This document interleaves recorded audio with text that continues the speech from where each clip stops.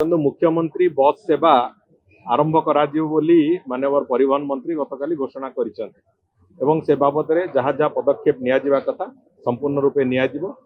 भक्त मानक जहाँ जहाँ आवश्यकता अच्छी बस सेवा टू आरंभ करके पहुंचा दर्शन करने शुरू करे घर को फेरिया पर्यंत जहाँ जहाँ आवश्यकता समस्त आवश्यकता को सरकार पूरा तीक्ष्ण दृष्टि देखुं से कथार दायित्व भी नेबे। रथ काठर अभाव जहाँ तांकर आवश्यकता थिला से कथा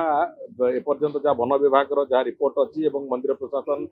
तरफ भी जहाँ रिपोर्ट अच्छी आम पाखे जी आवश्यकता थिला निश्चित भाव में जो कथा गोटे कंसर्न अच्छी गुड़िए काठ नष्ट है से कथा उपर चर्चा आलोचना है किंतु जहाँ जी आवश्यकता अच्छी से आवश्यकता तुलन में काठ अच्छी जदि आउ आवश्यकता पड़ो भी से बाबद निश्चित भाव में विचार कर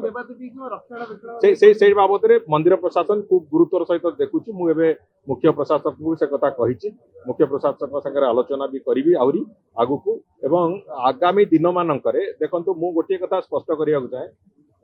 राज्य सरकार ए नुआ सरकार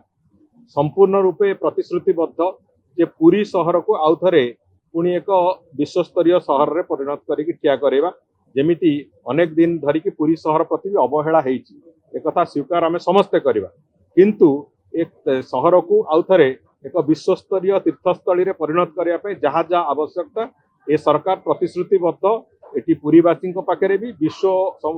जनसमुदाय पाखे भी ये कथा को आगामी दिन में कौन प्रकार त्रुटि विच्युति हम।